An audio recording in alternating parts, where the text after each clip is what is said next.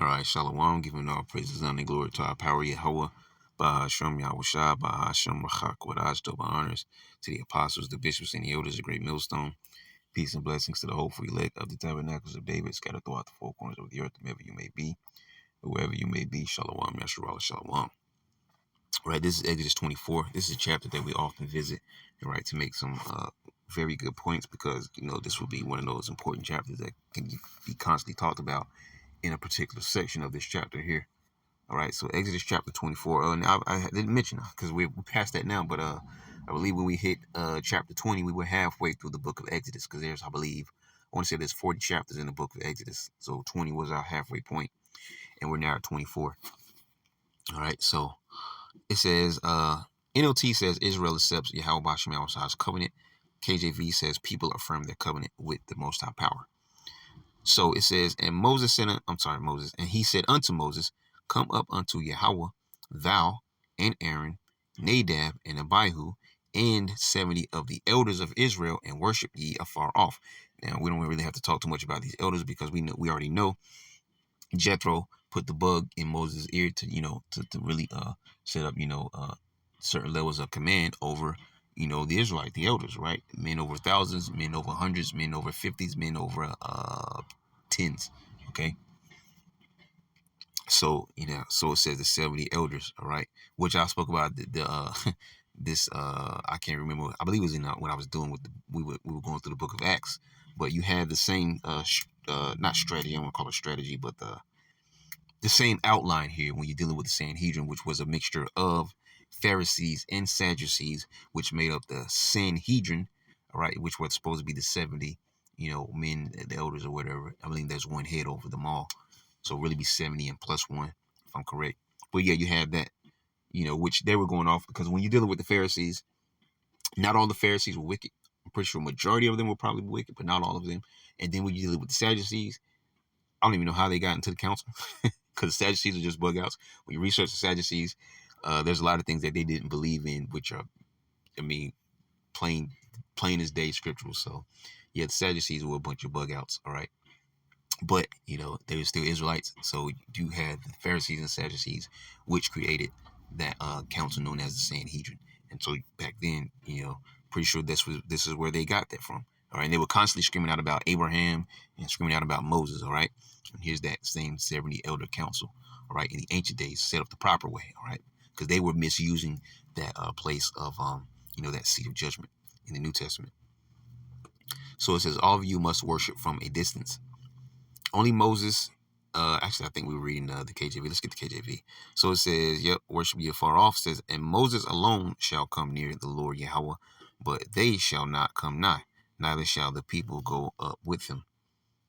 And Moses came and told the people all the words of Yahweh Bashim Shah and all the judgments. And all the people answered with one voice and said, all the words which Yahweh had said will we do. Going back to all the previous chapters we just read from 19, no, maybe 20 up to here. All right, from because chapter 20 beginning with those 10 particular commandments that everybody constantly hears about. But then we started dealing with other different laws and things that were set up as a standard for the people. So from 20 to the last chapter 23, now the people are saying, okay, everything that has been put before us, all right, we're game. All right, we got it. Okay. And Moses came and told the people all the words of Yahweh and all the judgments and all the people, all the situations and all the judgments for these situations, how we're supposed to deal, all right? And all the people answered with one voice and said, all the words which Yahweh had said will we do. And Moses wrote all the words of Yahweh and rose up early in the morning and built an altar under the hill and 12 pillars according to the 12 tribes of Israel, because this signifies that not only these laws are specifically for the Israelites, but we're also going to get who, it was solidified with, right? Through this covenant that's about to be made, right? All right. Not there's no heathens involved in this. Okay. Not the mixed multitude or anybody. Okay. This is just Israelites only. All right. And build an altar under the hill and 12 pillars according to the 12 tribes of Israel. So he built an altar and he also built 12 pillars. Who knows how tall it might have been? Doesn't really matter. All right. I guess we can see the KJ of the NLT. Early the next morning, Moses got up and built an altar at the foot of the mountain, and he also set up 12 pillars, one for each of the 12 tribes of Israel. Right, so that's straightforward there. So continuing on, it says, and he sent young men of the children of Israel, which offered burnt offerings and sacrificed peace offerings of oxen unto Yahweh. And in the last chapter, he just said, well, that was dealing with the 3 times a year. We were supposed to come back. I mean, we were supposed to, do certain sacrifices, right? That no one would be empty-handed. But it says, hold on, I keep going to the top to the NLT. I'm going to read the KJV. It says, and sacrifice peace offerings of oxen unto the Lord Yahweh. And Moses took half of the blood and put it in basins, and half of the blood he sprinkled on the altar. All right. It says, and he took the book of the covenant and read in the audience of the people. Who are the people? We just read it because it says the 12 tribes of Israel. All right. That's very important as we continue to talk about this covenant that's about to be made.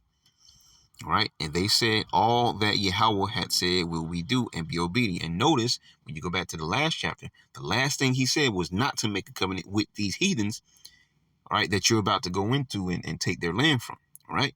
These Canaanites here and the other, families that were around, all right, of the descendants of Ham. All right. That was the last thing that was told to us in the last chapter. Okay, to not make a covenant with these individuals because they're going to cause you to go against me and stray away. All right. Into idol worship and things of that nature. So now we're making a covenant with the Lord.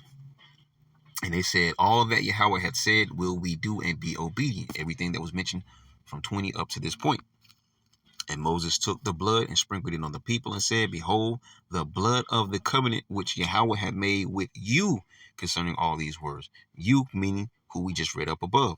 The Israelites, the 12 tribes of Israel.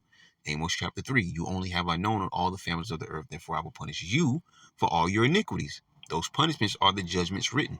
You see? The Lord's anger coming against us because we transgress his laws that were given to us only.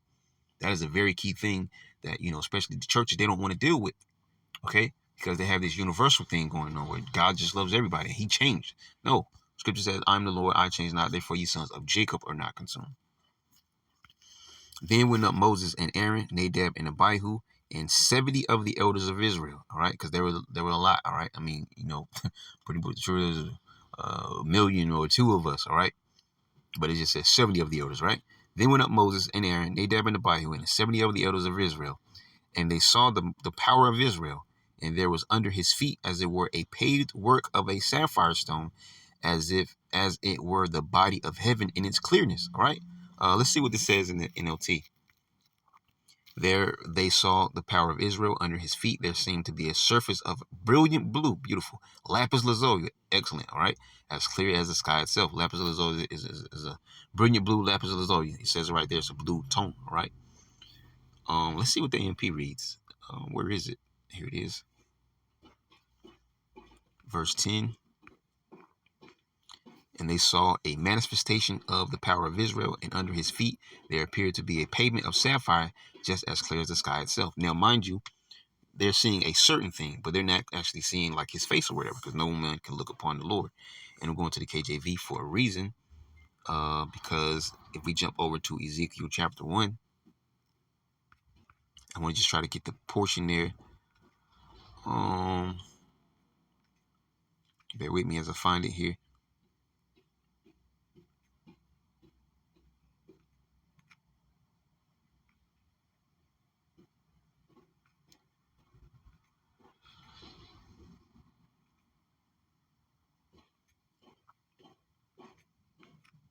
Okay, here we go. So right here it says, verse 22 says, in the likeness of the firmament. As a matter of fact, let's go back. We got to go back one verse. So it says, when those went, these went, and when those stood, these stood. It's talking about the angels and the chariots, right? So it says, and when those were lifted up from the earth, the wheels were lifted up over against them. All right, the wheels are talking about the chariots. It says, for the spirit of the living creature was in the wheels, and the likeness of the firmament upon the heads of the living creature was as the color of the terrible crystal stretched forth over their heads above. You see? So they may have not saw the angels and the chariots that guy, or whatever, but they saw this surface here. The same thing that is explaining there in, that we're reading here in Exodus 24. This is explained in detail in Ezekiel chapter 1. All right. So it says, and the under the firmament were their wings straight, the one toward the other. Every one had two, which covered on this side, and everyone had two, which covered on that side, their bodies. All right. And well, we don't need that. As a matter of fact, what we will do is see what the other translations read at verse 22. Now stretch over their heads of the living creatures. I'm sorry. Now stretch over their heads of the living beings. There was something like an expanse, looking like the terrible and awesome shimmer of icy crystal. Yeah, they use the word expanse a lot when they're talking about space and things of that nature. You might hear that term come up. All right. You hear sci-fi stuff and, the expanse. All right. Dealing with like outer space and things. Here it is. Look for the NLT. So 2020 NLT says, spread out above them was a surface like the sky, glittering like the crystal. All right. So you get what they're seeing here, right? They're not actually seeing the Lord's face, so you don't get confused by that. Okay. And we can jump back over to Exodus 24.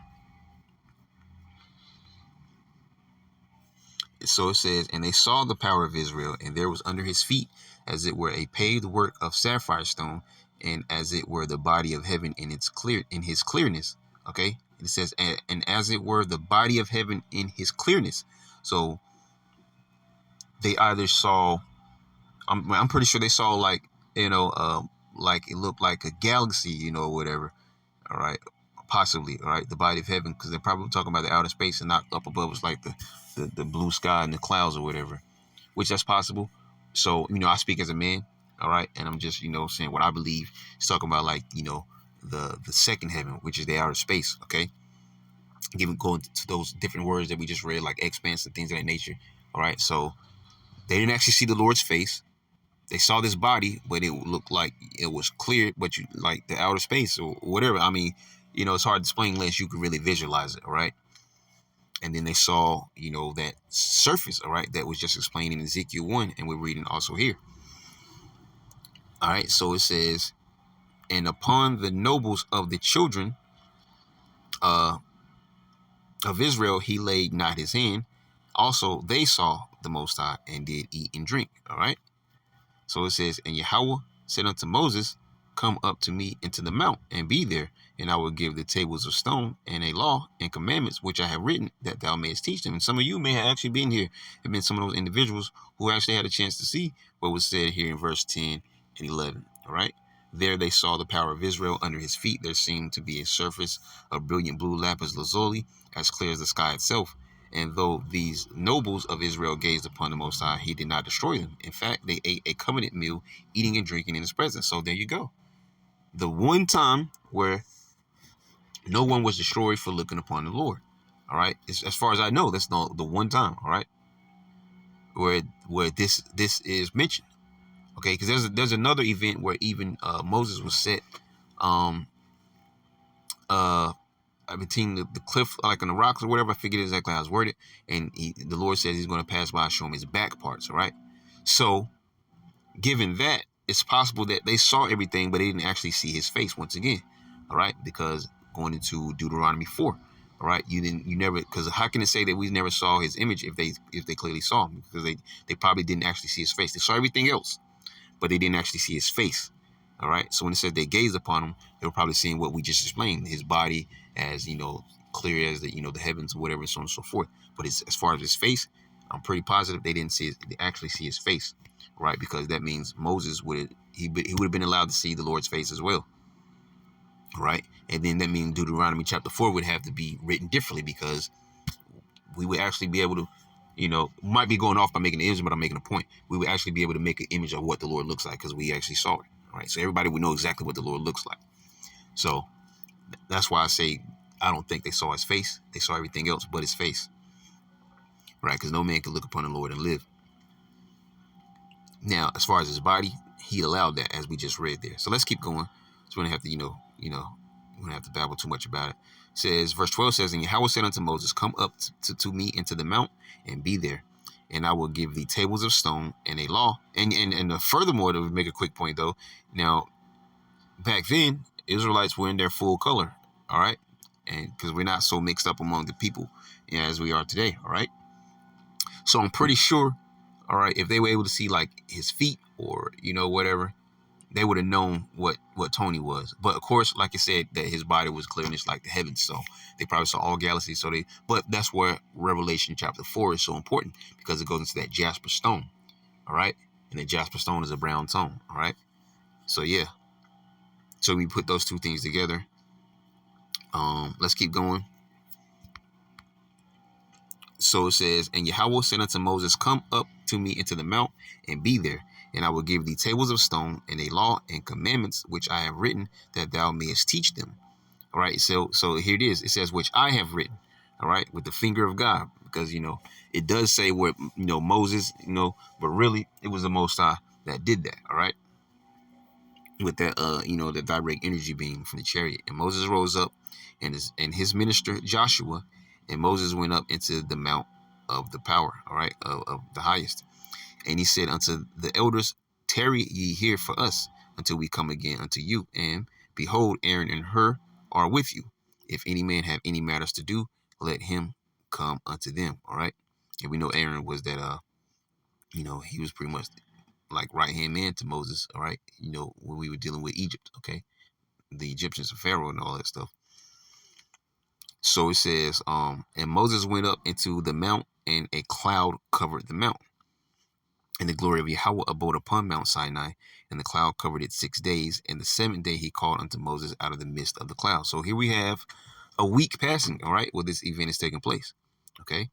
So it says, and the sight of the glory of Yahweh was like devouring fire on the top of the mount in the eyes of the children of Israel. And Moses went, and you see, there you go right there. And the sight of the glory of Yahweh was like devouring fire on the top of the mount in the eyes of the children of Israel. And Moses went into the midst. Where you think they got that from in ID4 movies and stuff like that, right?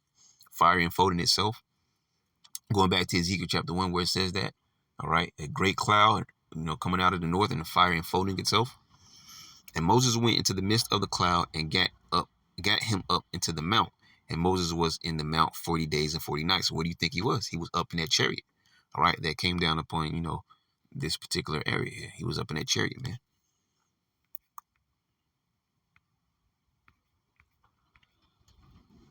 So it says, then Moses climbed up the mountain, and the cloud covered it, and the glory of Yahweh settled down on Mount Sinai, and the cloud covered it for 6 days. On the seventh day, Yahweh called to Moses from the inside of the cloud. You see, inside the cloud. All right, to the Israelites at the foot of the mountain, the glory of Yahweh appeared at the summit like a consuming fire. All right, at the summit, which is all the way down at the bottom. All right, because somebody's talking about the foot of like a mountain or a hill or whatever. Right.